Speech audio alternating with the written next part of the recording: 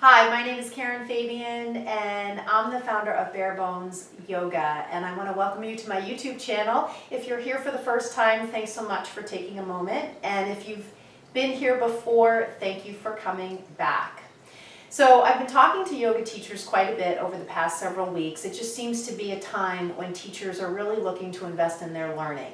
And as I'm recording this in the middle of September 2020, if you're watching it right now, I'm sure that you are also being affected by the pandemic. And I think in terms of looking specifically at the yoga industry, what this time is creating is new and renewed interest in continuing education. And so as a result, I am hearing from a lot of teachers who are looking to enhance and expand their knowledge of anatomy. And since anatomy is my specialty, I love talking about it.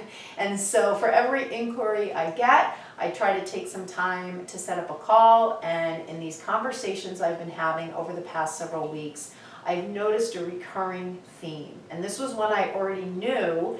It's always interesting though to hear how pervasive it is regardless of where the teacher lives. And this is that desire for teachers to be able to share, they want to be able to share the anatomy through the cues.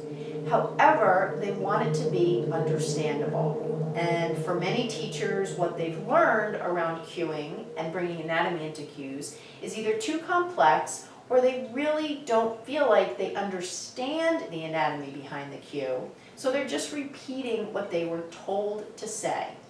And when they do that, what typically happens is they feel that sense of imposter syndrome, like they're pretending like they know something that they really don't, and that leads to a lack of confidence and creates a sense that they're not really speaking in an authentic way.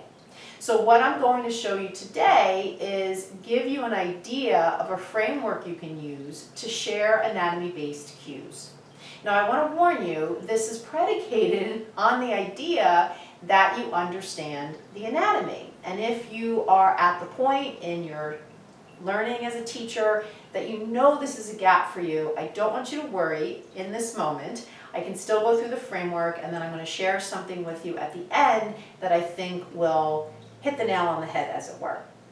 So let's first look at a simple posture, something like downward facing dog. And when I say simple, it's really not. So that's a little bit of a misnomer. But let's go into this. The reason I said simple is because it's one we do a lot. So here, in terms of cues, what you could do, actually let's start from hands and knees, and I'll walk you into the pose. Take your hands out beyond your shoulders, tuck your toes.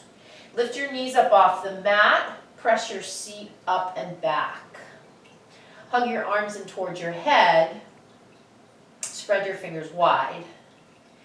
Roll the inner eyes of the elbows forward and draw your belly button slightly towards your spine. Press your inner thighs back and let your heels relax towards the mat. Take a deep breath in and out. Walk your feet halfway forward and then come up to stand. So I hope what you could see from that method of cues that I presented is that I kept the phrases very simple, I kept them very short, I kept them very action-oriented. So that presentation of cues is action-oriented. I didn't really bring in a lot of the anatomy. So now what I want to do is show you how you can bring in an anatomy-based cue. Before we do that though, let's look at the anatomy specifically to the shoulders in downward facing dog. So in down dog, the shoulders are in flexion. They're also in a bit of external rotation. And the external rotators of the shoulder are on the back of the body, and two primary ones are the infraspinatus and the teres minor. These are muscles that connect the scapula to the humerus, right? And if you're feeling a little bit overwhelmed, again, remember what I said before, Take a deep breath and just kind of let the information wash over you. I'm going to tell you something at the end that I think might be helpful in that regard. So here we're talking about muscles on the back of the shoulder that are external rotators. We're talking about downward dog shoulders being in flexion and a bit of external rotation. So now, if I were to do the same thing, adding in the anatomy cues, I could say, bring your hands out in front of your shoulders, tuck your toes, lift your seat to the sky. Press away from the mat and slightly rotate your inner eyes of your elbows forward. See if you feel how that creates a rotation in your arm bones, your upper arm bones, your humerus. As you bring the inner eyes of the elbows forward, that rotation in your arm bones happens. And that's the action of two muscles on the back of your body connecting your scapula to your humerus. Keep pressing away from the mat.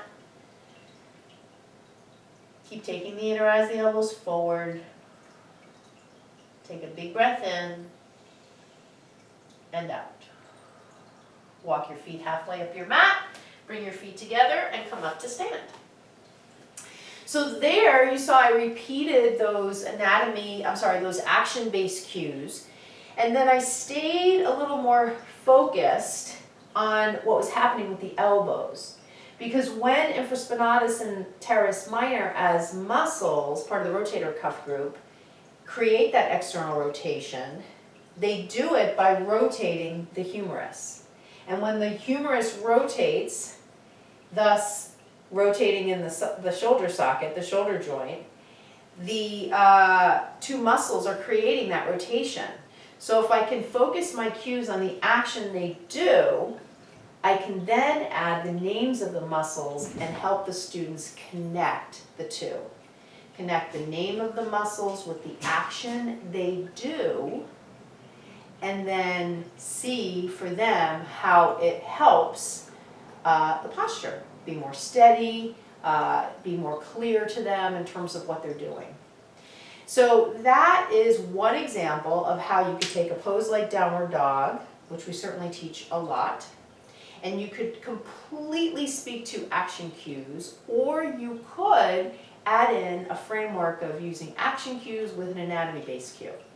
So as I was saying at the beginning of the video, if your anatomy learning is something that you want to enhance so that you can give cues like this for all the postures, I have a program called the Blueprint Learning Program. It's where I specifically focus on teaching anatomy.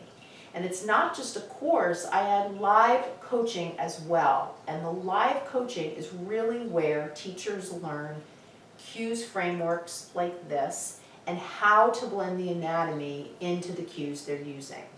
And that's what makes my program different. It's not just an online course with a bunch of quizzes that you take.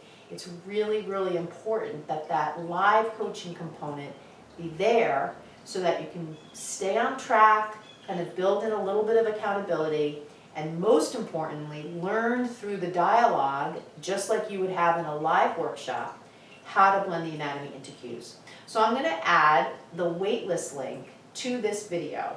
Enrollment's not open now. However, you can get on the wait list, and I'll tell you the next time I open enrollment, which will be in the next month or so. So I hope you've enjoyed this video. I'd love to hear what you think. Feel free to add a comment to this. Click the button to subscribe. You know all the things to do. Give it a thumbs up, and I'll see you on the next video. Thank you so much for watching. Namaste.